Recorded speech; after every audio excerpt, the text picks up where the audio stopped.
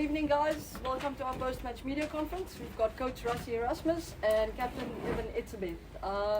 You could just raise your hands for questions.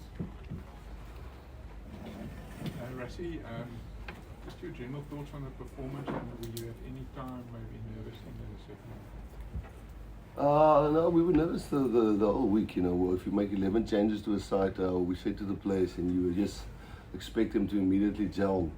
It won't always happen like that, but that's certainly something we want to try and get into the team, no matter who you play with, that our systems and our communication and so on is up to scratch always.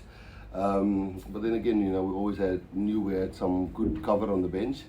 And yeah, I know the scoreboard maybe doesn't tell the whole story, but probably we can be very proud of playing against Finn Russell in 2 games and not giving a try away.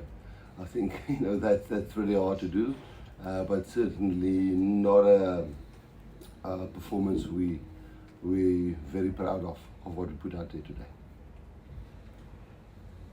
Rassie, were you quite impressed with how they stood up to that 45th minute substitution when the pack comes on? I didn't think they did in the scrums. I don't think they did in the maul. I think they stole a line-out ball, but I think a technical penalty at the scrum. But they certainly in general play. They've got a very different tackle technique where they hold you up, and they're very effective. And their defence coach and it certainly must get well done, tap on the back for that, because it's very tough to catch a player like that and hold it up. And the guys who came on eventually broke some and get some momentum going there. But you know, they definitely a very proud team, and we really had to work hard to beat them by 17 points, which we all know, like the World Cup, it could have been a very tight game. Rassie, you said that it's not a performance that you were proud of. What didn't work? What weren't you proud of? No, it's not that. No, not effort. It's we are trying to. You know, if we get 3 injuries in a position that Kenan Moody just slots in at 13. You know, if Damien gets injured, that Andre can just start there. But Andre didn't play not bad, not well. How can I say? He didn't play badly. Yeah. But the immediate in syncness with him and Andre, and we just want the team to gel together, because we've been together for a while now. And as we bring the youngsters in, you know, next week will probably be Damien and Jesse again. But we want to know if one of those guys go down, you know, like if Eben goes down, you know, Jean Klein or Ruan or Argia, those guys must slot in seamlessly, you know, and that's not an effort thing. It's just more of repeating, aligning, because the effort I'm proud of. And I think we're all proud of the effort. 17 points versus them away from home, it's not too shabby. So yeah, it's just that in syncness. The breakdown seems to be a place where they maybe got on top of, like, what was going on there? Was there anything that you saw that you weren't thrilled about? Is it the way that you guys kind of structure your pods now? Can you maybe get a bit technical with me? What was going on there? No, we're trying really hard, and Eben can back me up there. We trained so hard the last couple of weeks to get out of the breakdown, because we tend to give not roll away penalties. We give a lot of that away. It was almost I think 18 in the rugby championship. We trained really hard to get out of the channel very quickly, so that the 9 have access to the ball and the cleaners have access to the ball. And yeah, I think it's sometimes just where the referee's focus is on. Not that the referee in any way did anything on purpose, but we thought that channel where the 9 must clear must be open for the 9 to get to the ball. And we did find that we had to jump sometimes over him or get around him, and that I'm not saying they were illegal. We didn't handle it well enough, but on the other side we tried to get squeaky clean, because that was a bad part of our game, and I think that broke our rhythm a bit. Even the coach said you know, areas work on everything about the Christmas performance. Was it frustrating at times out there for you? And what about the performance, you know, was frustrating?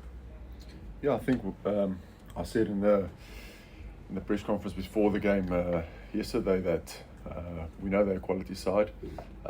We always, when we prepare for Scotland, we prepare like, are we going to play New Zealand or Ireland, or because they're one of the top teams in the world. So, and also to latch on to Rassie, to beat Myanmar Murrayfield with 17 points. Yeah, maybe the scoreboard does flatter us a little bit, but still got a good performance in. And we always know it's not going to go away. Everything's going to go away. It's going to be a bit of a grind. They're quality side, and they definitely stood up to us in the general play with their physicality and brought the game to us as well. So it was a good battle. It was a good test match. Compliments to them. I think they were great today. I think we probably weren't at our best, but we showed quality in the end to